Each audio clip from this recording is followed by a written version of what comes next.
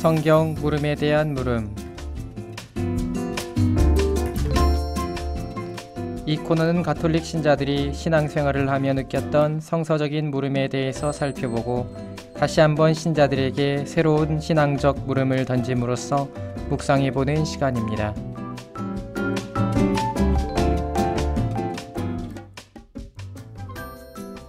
안녕하십니까. 사목국에 있는 정규현 시몬 신부입니다.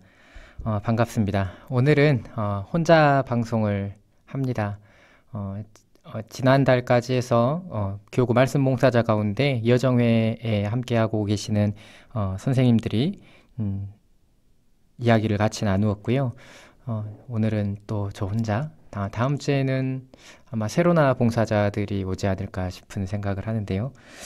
네, 올 때 제가 오늘 지하철을 타고 지하철에서 내려서 여기까지 걸어왔는데 바람의 향이 많이 바뀌었어요. 사뭇 가을이 다가온다라는 느낌을 가질 수 있게 바람의 향이 좀 바뀌었더라고요. 근데 여전히 볕은 많이 뜨겁고요. 근데 그래서 날씨가 참 많이 변했구나, 옛날과는 달리라는 생각들이 새삼스럽게 드는 오늘이었습니다. 마침 방송 전에 오프닝 멘트에서도 환경에 대한 또 생태에 대한 우리들의 관심에 대해서 이야기를 했는데, 제가 요즘에 공소들을 계속 다니고 있거든요. 지금 2주째, 이번 주에도 월, 화, 수, 목, 금, 오늘까지 갔고요. 내일도 가야 되고, 이렇게 지금 아침에 일찍 공소를 갔다가 돌아오고 있는데, 오늘은 목포 지역을 갔다 왔어요. 근데 어제 저기 벌교 동강공소 쪽을 갔을 때 그 중남부 지구 공소들의 특징이 생태 환경에 대한 관심이 굉장히 많더라고요. 그래서 각각의 공소가 모두 나름대로 자기들이 실천할 수 있는 실천표를 만들고, 그리고 혹은 공동체들이 함께 뭐 댐이나 주변에 있는 강의 쓰레기를 정리하러 나가는 그런 활동들을 하고 있는 모습들을 확인했습니다. 그러면서 뭐 지역별로 조금씩 특징이 있기도 하지만 우리들이 모두 그 생태 환경에 아주 조금이라도 관심을 갖고 움직여야 되지 않나라는 생각도 함께 전해보면서 가을의 시작을 이야기를 해봅니다. 오늘 어떤 이야기를 할까 고민을 하다가 제가 뭐 세례자 요한에 대한 것도 한번 하면 괜찮겠다라는 생각도 했고, 그리고 뭐 바리사이에 관련된 이야기도 한번 하면 괜찮겠다라는 생각도 해서 뭐 어떤 이야기를 할까 막 고민을 하고 있는 찰나에 오랜만에 물음이 들어왔어요. 오랜만에 물음이 들어와서 그 이야기를 먼저 해결한 다음에 다른 이야기들을 또 나누어 보도록 하겠습니다. 진짜 오랜만에 구약 성경에 대한 이야기 하는 것 같아요. 제가 구약 성경을 공부를 하는데 요즘에는 계속 신약 성경에 대한 이야기만 했었죠. 오랜만에 구약 성경에 대한 이야기를 하려고 합니다. 물음에 대해서 잠깐 읽어보겠습니다. 신부님, 여호수아기를 읽다 궁금한 점이 있어 엽죽습니다. 왜 성경은 여호수아기에 나오는 라합과 마테오 복음에 나오는 라합을 동일 인물로 여기나요? 그 근거가 있습니까? 그리고 예리코성 함락에 관한 이야기는 어떻게 이해하면 좋을까요? 라는 물음이었습니다. 성경을 굉장히 열심히 읽으셔요. 이 라합에 관련된 것도 유심히 보지 않으면 잘 찾지 못할 텐데, 성경을 정말로 열심히 읽어주심에, 그리고 그에 대한 관심을 또 가져주심에 감사드린다라는 말씀을 먼저 전하면서 오늘 이야기를 하겠습니다. 물음이 성경 본문이 굉장히 길어요. 예리코성 함락에 관련되어진 이야기 전체를 읽어야 하고 예수님 족보 전체를 읽어야 되기 때문에 특정 본문을 읽지 않은 채 이야기를 진행하겠습니다. 일단 라합이라는 구약 성경의 용어는 이름이라고 할 수도 있고요. 이 이름은 두 가지가 다른 게 나옵니다. 하나는 인물의 이름이고요. 성경 인물의 이름으로서 라합이라는 이름이 나오고, 또 하나는 하느님을 적대하는 세력으로서 뭐 바다의 용이나 어떤 괴물이나 혹은 악마나 그들을 지칭하는 이름으로 하나의 고유명사로 라합이라는 말이 나옵니다. 일반 명사가 아니라 고유명사예요. 그러니까 어떤 존재를 특정하는 겁니다. 라합이라는 말이 나오는데 물음 안에서 라합이 마테오복음에 등장하는 라합과 그리고 구약 성경 여호수아기에 나오는 라합이 어떻게 같은가라는 이 물음은 사람의 인물, 그러니까 성경 인물로서의 라합에 대한 이야기입니다. 그러면 구약 성경에 나오는 라합이라는 인물이 어떤 인물인가, 어떤 사람인가라는 것을 말씀을 드립니다. 일단 상황 배경을 좀 설명을 해드리면 어떤 상황에 놓여 있었던 상태의 라합이 등장하게 되냐면요. 모세가 이렇게 민수기의 후반부에 모세가 그 이집트를 탈출해 나온 모세가 맨 처음에 이스라엘 백성들을 이끌고 가나안 땅에 자리 잡은 데는 약속받은 땅의 중심부라고 할 수 있는 요르단강 서쪽 편이 아니었어요. 동쪽 편에 자리를 잡았습니다. 곧 이스라엘 하면 우리가 보통은 지금 이스라엘 국경과 조금 달라요. 지금 이스라엘 국경은 요르단 강이라고 부르는 예수님께서 세례를 받으셨죠. 그 강을 중심으로 서쪽이 지금 이스라엘의 지역이라면 성경에 등장하는 이스라엘 혹은 유다라고 나오는 이 성경의 지역의 그 이스라엘은 이 요르단강 서쪽만이 아니라 지금 요르단이 놓여져 있는 동쪽까지를 포함하고 있는 지역입니다. 그렇게 우리가 알아두셔야만 해요. 근데 우리가 보통 약속받은 땅, 하느님으로부터 물려받은 땅, 축복받은 땅, 젖과 꿀이 흐르는 땅, 이 동쪽과 서쪽을 다 포함한다라고도 할 수 있지만 그럼에도 그 중심 자리는 서쪽에 있다라고 생각하셔야만 해요. 지금 이스라엘이라는 국가가 있는 그 땅이죠. 근데 모세가 이집트를 탈출해서 백성들을 이끌고 가나안 땅으로 진입을 할 때 가나안 땅이라고 부르는 요르단강 서쪽이 아니라 요르단강 동쪽에 먼저 자리를 잡습니다. 근데 동쪽에 자리를 잡을 때 그 동쪽에는 군주제 국가, 곧 국가가 형성되어 있는 그 나라가 몇 개가 있었어요. 서쪽과는 좀 달랐죠. 서쪽은 도시 성읍들이 하나의 국가의 형태를 이루고 있는 지역이었다면 동쪽은 군주제 국가가 이루어져 있었던 그런 상태였어요. 대표적으로 뭐 모압이나 암몬이나 에돔이나 그리고 아몰이나 바산 이렇게 5개의 국가가 남쪽부터 이렇게 쭉 있었다라고 생각을 하시면 되는데 모세가 이집트에서 이스라엘 백성들을 이끌고 요르단강 동쪽에 자리를 잡을 때 지금 지도가 나오네요. 에돔과 모압을 지나쳐요. 에돔과 모압을 우회를 해서 아모리 땅 앞에 암몬의 바로 서쪽 아모리 땅에 이르러서 모세가 뭐라고 이야기를 하냐면 아모리인들에게 자기네 땅을 지나가게 해달라고 요청을 하지만 물론 그 전에 다른 국가에도 그런 요청을 했습니다. 아모리는 거절을 하자 모세가 그 에돔과 모압은 멸망시키지 않고 북진했지만 아모리라는 국가와 바산이라는 국가를 멸망을 시킵니다. 그 땅을 점령한다는 것이에요. 그래서 민수기 후반부에 나오는 가나안 땅을 들어가는 장면 안에서 모세가 이스라엘 백성들을 이끌고 요르단강 동쪽편으로 들어와서 자리를 잡는데 자리를 잡는 과정에서 아모리라는 국가와 바산이라는 국가를 물리쳤다. 그리고 그 땅을 복속시켰다. 이 정도를 좀 알아두시면 좋아요. 아모리와 바산을 물리치고 그 땅을 복속시켰다. 그리고 모압 평원이라는 곳에 진을 치고 있는 상태에서 모세가 죽게 되고요. 대권을 여호수아가 물려받게 되지요. 그 상황에서 이제 여호수아기가 시작되게 되는데 모세가 죽고 여호수아기가 시작되게 되는데 이 여호수아기의 내용은 요르단강 서쪽편으로 들어가는 내용이에요. 모세가 이집트에서 이제 백성들과 함께 민족을 이끌고 요르단강 동쪽편까지 왔는데 이제 여호수아기부터 요르단강 서쪽을 점령을 한다는 거예요. 이 점령을 할 때 제일 먼저 들어갔었던 서쪽편의 도성이 예리코라는 곳입니다. 이 예리코라는 곳이 어떤 곳이냐면 고대부터 굉장히 큰 도성이었고 굉장히 문화적으로 발달한 도읍이었다라고 평가받는 곳이에요. 실제로 고고학에서의 발굴을 통해서 확인된 그 도성의 흔적들은 굉장히 세련되었고 아주 고대 시대임에도 불구하고 세련된 문화의 흔적들을 보면서 그리고 튼튼한 성읍의 모습들을 보면서 고대 성읍들 가운데에서 굉장히 큰 도성이었고 그리고 많은 사람들이 살았으며 또한 굉장히 발달한 그 지역 내에서 굉장히 발달한 문화를 가지고 있었던 그 도읍이었다, 도성이었다라고 우리가 평가하는 그런 지역이 예리코입니다. 그 예리코를 여호수아가 이스라엘 백성들을 이끌고 처음으로 가나안 땅 서쪽 편을 들어갈 때 그 예리코부터 점령하기 시작을 한다는 것이지요. 예리코를 점령을 하는데 점령을 하기 위해서 정찰병 2명을 먼저 보내요. 정찰병 2명을 예리코 성읍에 올려보내는데 이 정찰병들을 보낼 때 정찰병들이 들어가서 예리코를 막 정탐을 한 이후에 그들이 성읍에서 다시금 도망가기 위해서 라합이라는 여인의 도움을 받습니다. 성읍을 정탐한 정탐꾼들이 다시금 여호수아에게 돌아가기 위해서 라합의 집에 숨어들고 라합은 그들을 숨겨주죠. 라합이라는 여인은 그들을 숨겨줘요. 뭐라고 이야기를 하면서 그들을 숨겨주냐면 저는 당신들의 민족이 당신들의 하느님이 가장 강하고 가장 큰 하느님이라는 것을 믿고 있고 알고 있다라고 하며 하느님을 긍정합니다.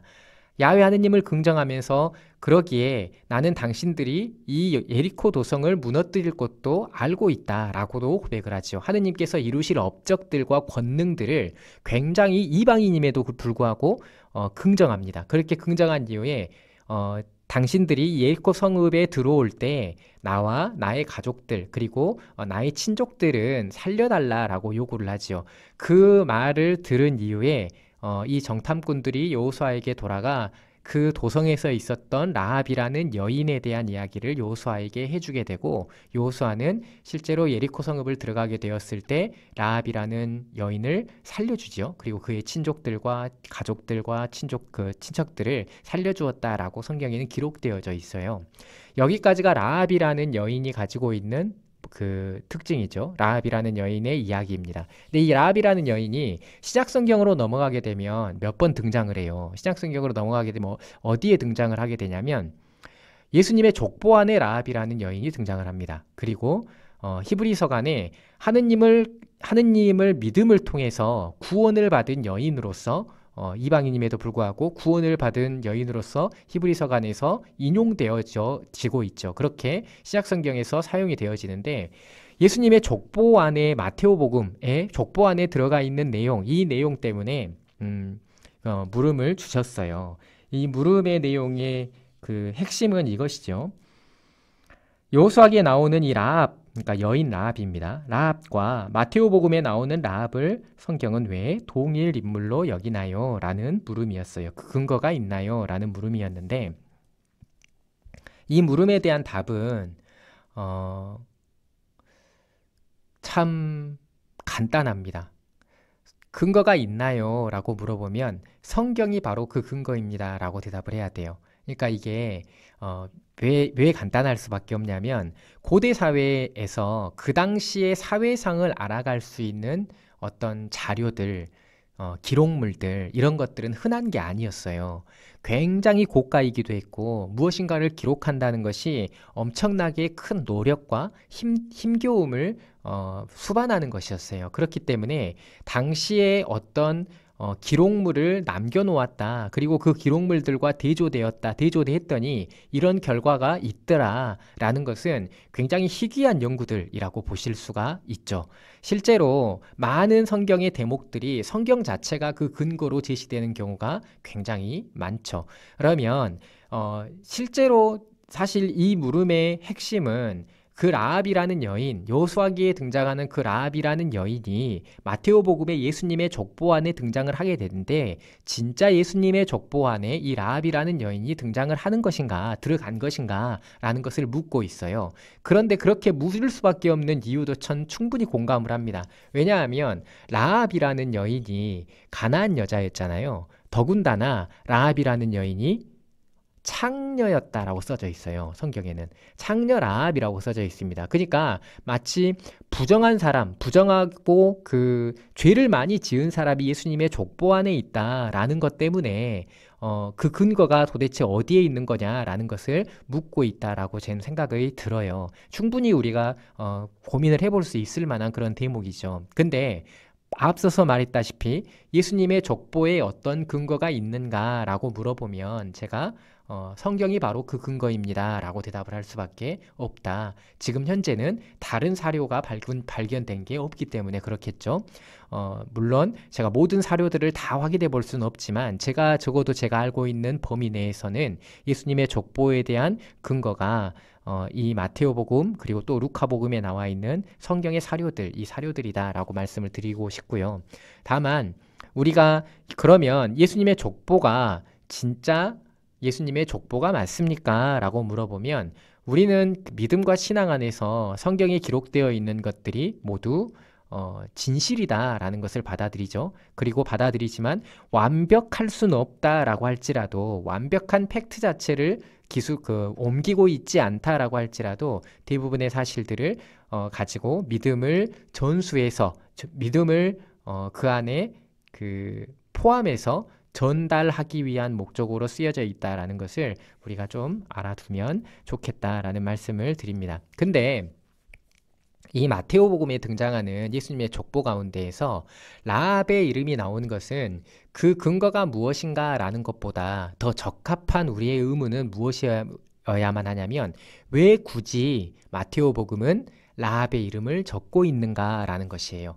이것을 우리가 생각을 해봐야 되는 문제입니다. 의미가 도대체 뭐냐? 이 라합이라는 여인의 이름을 씀을 통해서 어떤 의미를 전달하고 싶은 것이냐라는 것이 우리가 올바르게 이 성경의 말씀을 생각해 볼 수 있는 내용이다라고 전하면서 그에 대한 이야기를 좀 드리려고 해요.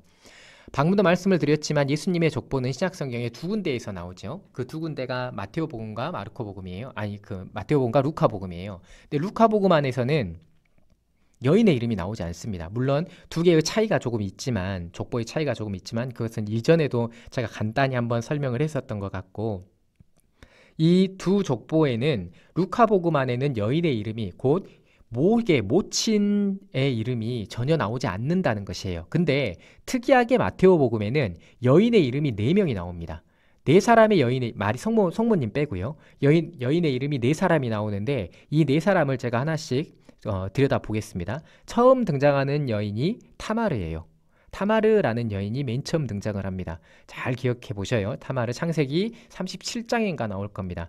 두 번째 나오는 여인이 이 라합입니다. 예리코 성은 방금 전에 제가 창녀였는데 성에 들어가는데 이 전쟁 가나안 땅 서쪽을 들어가는데 도움을 줬었던 그 여인, 하느님을 인정하고 하느님을 긍정했었던 그 믿음을 추앙받는 이 여인이 두 번째로 나온 여인이고요. 세 번째로 나오는 여인이 밧세바입니다. 우리가 잘 알고 있는 솔로몬의 엄마이죠. 솔로몬의 엄마인 밧세바가 세 번째로 나오고요. 마지막 네 번째로 나오는 여인이 보아즈의 부인이었던 룻입니다.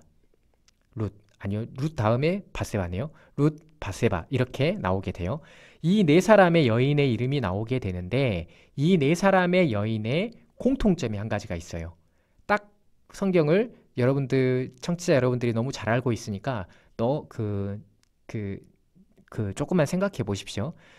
자, 생각을 다 하셨다고 말씀드리면서 그 공통점은 모두 민족적으로나 인간적으로나 결함을 가지고 있었던 인물들이었다라는 것이에요. 성경이 보도하는 바대로 모두 다 아주 조금씩의 결함을 가지고 있는 사람들이었다라는 것입니다. 죄인으로 취급받거나 아니면 회개하기 이전에 어떤 큰 죄를 지었거나 아니면 큰 죄를 통해서 하느님의 눈밖에 났었거나 아주 하느님을 따르는데 이 신앙을 갖는데 아주 조금씩의 결함을 가지고 있었던 인물들입니다. 타마르라는 여인은 시아버지와 혼인을 하지요. 시아버지와 혼인을 했다기보다도 시아버지의 아이들 페레츠와 제라 맞나요? 이름이? 아무튼 페레츠는 맞는데 두 아들을 낳아서 그 아들이 유다 가문의 혈통이 되어지죠. 근데 이게 그 두 아들을 낳을 때 그 두 아들의 아빠가 시아버지예요. 그러니까 시아버지의 아이들을 낳은 거죠. 남편하고 결혼을 했는데 남편이 죽어버려서 아무튼 그 이야기들이 좀 있죠. 이야기가 길어지니까 놔두고요. 남편이 죽어버려서 나중에 시아버지의 아이들로 그 가게가 꾸려지는 겁니다. 이게 사실 우리가 보기에 합당하다라고 볼 수는 없는 그런 내용이죠. 그런 내용인데 또한 그 다음 여인인 라합이라는 여인, 이 여인에 대해서도 창녀라고 소개를 하고 있고 이방인이라고 소개를 하고 있다라고 말씀을 드렸습니다. 룻이라는 여인도 역시 마찬가지예요. 룻이라는 여인도 우리가 룻기를 보면 알 수 있죠. 다윗의 할머니, 증조할머니죠. 다윗의 증조할머니가 되는데 이 다윗의 증조할머니였었던 이 룻은 모압 여자였어요. 완전 이방인이었다는 거죠. 천대받았었던 그런 여인이었고 굉장히 어려움을 겪다가 자기의 구원자 보아즈를 만났었던 그런 여인입니다. 성경에 굉장히 의로운 여인으로 보도를 하고 있지만 그가 가지고 있었던 구원받을 대상, 구원의 자격이라는 측면 안에서 그는 이방인이라는 결함을 가지고 있었다라고 생각을 해볼 수 있는 그런 여인이었고요. 마지막으로 밧세바라는 여인에 대해서도 잘 알고 있죠.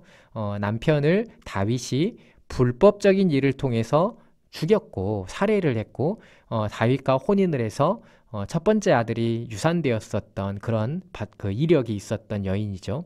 이 밧세바라는 여인도 역시 마찬가지로 뭐 그 여인에게 뭔 잘못이 있느냐라고 말할 수 있겠지만 그 밧세바라는 여인의 상징성은 큰 죄악을 가지고 있는, 그리고 하느님을 눈밖에 벗어나는 죄스러움을 가지고 있는 그 환경과 상황을 보여주고 있기 때문에 밧세바라는 여인도 역시 마찬가지로 구원이라는 것을 획득하는 데 있어서 아주 조금의 그 결함을 가지고 있었지 않나라고 생각을 해볼 수가 있죠. 이렇게 네 여인이 등장하는데 네 여인이 전부 다 조금씩의 결함을 가지고 있다는 것입니다. 그러면 마테오복음에서 이 엄마들, 이 네 명의 여인의 이름을 굳이 쓰고 있는 이유가 있어요. 근거와 의미가 있다는 것입니다.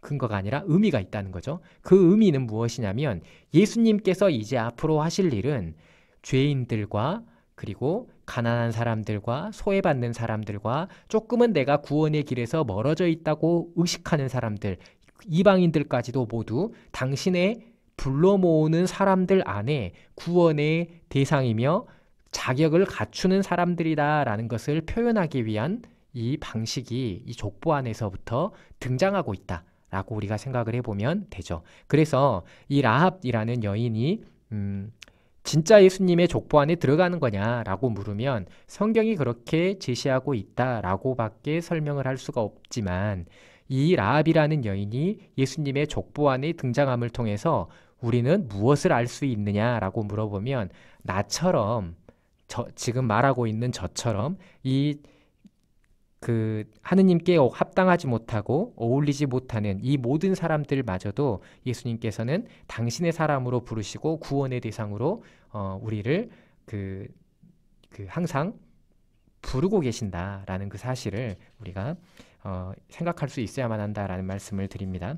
두 번째 이야기, 예리코 도성 함락 이야기를 어떻게 해야 됩니까? 라는 이야기는 제가 조금 빨리 이야기를 하겠습니다. 천천히 1번 문제를 이야기를 했으니 저랑 같이 이 방송을 쭉 들으시는 분들은 좀 생각을 하실 거예요. 성경이 뭐 있는 그대로의 사실 그 자체를 그림처럼 영화처럼 전달하기 위한 목적을 가지고 있지 않다라는 것을, 그러니까 어떤 있었던 사실인데 내가 역사 안에서 어떤 일이 벌어졌어요. 그 벌어지는 것을 목격한 사람들이 있습니다. 이 목격한 사람들이 이것이 바로 하느님께서 하신 일이다. 그리고 하느님께서 우리 백성들에게 당신 스스로를 드러내신 일이다. 라는 것을 사람들에게 생각하고 사람들에게 그것을 전달하고 확인하기 위해서 기록한 것이 곧 하느님을 내가 신앙 안에서 느꼈었던 이 사건들 안에서 느꼈었던 그 하느님을 더 잘 사람들에게 잘 전달하기 위해서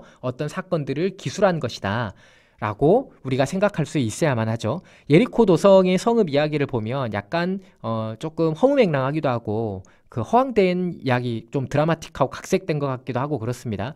예리코 성읍이 있는데 성읍을 막 6바퀴를 돌고 막 노래를 부르고 또 7바퀴를 돌고 함성을 팍 지르니까 성벽이 다 화르륵 무너져 버리고 도성이 완전히, 그 견고한 도성이 완전히 함락되는 그런 이야기의 그 전개의 과정이 있어요. 하느님께서 하라는 대로 계약의궤를 앞세우고 그렇게 했고요. 자, 그들은 실제로 그렇게 했을 수 있어요. 그렇게 했을 수 있는데 실제 역사를 재구성해보라고 한다면 어떤 모습으로 실제로 이루어져 있는지는 모릅니다. 근데 알 수가 없어요. 뭐 여러 가지 우리가 가나안 땅을 진입하게 되면서 그 전쟁에 관련되어진 전쟁사들을 어떻게 해석할 수 있는가라는 다양한 관점들을 조금 공부하고 배워놓으면 뭐 예를 들어 이런 거죠. 뭐 사회혁명설, 농민봉기설이라는 학설에 따르면 지주들이 그 성 안에 살아가고 있었던 지주들의 핍박을 받는 농노들, 그리고 굉장히 고생을 많이 하는 노예들, 이런 사람들이 지주들의 핍박을 못 이겨서 굉장히 어려움을 겪고 있을 때 바깥에서 자리하고 있었던 이집트를 탈출해서 온 이스라엘 백성들을 만나게 되고 그 안에서의 혁명의 도화선이 되어지며 그 혁명 과정 가운데에서 예리코성이 함락되었다라고 해석을 하는 사람들도 있어요. 그리고 전쟁의 흔적들을 발견하고 뭐 화재를 통해서 아니면 어떤 그 당시의 전쟁 기술들을 통해서 도시가 이런 식으로 함락되었다라고 연구를 하는 것들도 있지만 명확하게 우리가 그 시대를 재구성할 수는 없기 때문에 어떻게 그 도성이 함락되었다라고 그 그림처럼 이야기를 해드릴 수는 없어요. 근데 바라보는 사람의 관점 안에서 도성이 완전히 와르르 무너져 버렸다. 이게 조금 과장일 수도 있고 과장이 아닐 수도 있어요. 안에서 뭐 큰 혁명이 일어나서 막 다 도성을 막 무너뜨리는, 우리가 베를린 장면 막 사람들이 밀어내는 이런 뭐 사진 같은 거 우리 보잖아요. 그런 것처럼 성벽을 막 사람들이 밀어내고 안에서 혁명이 일어나고 그 가운데에서 이스라엘 백성들이 진입하고 이런 과정들을 우리가 뭐 상상도 해볼 수 있고 막 여러 가지 생각을 해볼 수 있겠지만 그런 것들은 정확하게 어떻다라고 말씀은 드릴 수가 없다는 거예요. 그런데 중요한 것은 그 사건을 바라보고 있었던 성경의 저자, 성령의 영감을 통해서 성경을 기술한 성경의 저자는 그 사건이 그 예리코 도성이 함락되어지는 6바퀴를 돌고 7바퀴를 계약을 앞세고 두고 소리를 지르니까 막 이렇게 무너져 내리는 그것이 바로 하느님께서 하신 일이었다라고 확신을 했다는 것이지요. 그리고 그에 관련된 내용을 거기에 기술한 것이다. 이렇게 받아들이고 알아들어야만 한다는 거죠. 우리가 이 예리코 도성의 함락에 대한 이야기를 들으면 야, 하느님은 정말 뛰어난 권능을 가지고 계시고 엄청난 능력을 가지고 계시고 뭐든지 하실 수 있는 분이다라고 생각을 할 수 있지만 그 무엇보다도 성경 저자의 시선을 한번 좀 묵상해 봤으면 좋겠다라는 말씀을 드리고 싶어요. 성경 저자의 시선 안에는 지금 내 눈앞에 펼쳐지는 수없이 많은 나를 향한, 그리고 우리 공동체를 향한, 우리 가족을 향한, 그리고 또는 내 이웃을 향한 어떤 사랑의 손길이나 부드러운 바람들이 모두 다 하느님께서 하신 일로 받아들일 수 있는 힘이 있었다는 것이죠. 성경 저자들의 시선은 그렇게 하느님의 것으로 하느님의 것을 돌릴 수 있는 그 놀라운 성령의 그 시선이 놓여져 있었다라고 우리가 생각해 볼 수 있어야만 하고, 그렇게 한 번쯤은 우리가 이런 조금 드라마틱한 그 신화론적인 요소가 담겨 있는 글들을, 성경의 내용들을 읽을 때 그들의 눈으로 그리고 조금 바라보는 우리의 세상들을 묵상해보고 고민해봤으면 좋겠다라는 말씀을 드립니다. 네. 제가 아까쯤에 동생 이름이 잘 기억이 안 난다 했는데 제라라고 딱 써줬네요. 그 타마르의 자식이요. 예, 페레츠와 제라입니다. 네, 오늘 여기까지 말씀을 드리겠고요. 오늘도 감사하고 평안한 오후 시간 보내시기를 바라면서 끝곡으로 포가 부른 생명이라는 노래 함께 들으시겠습니다.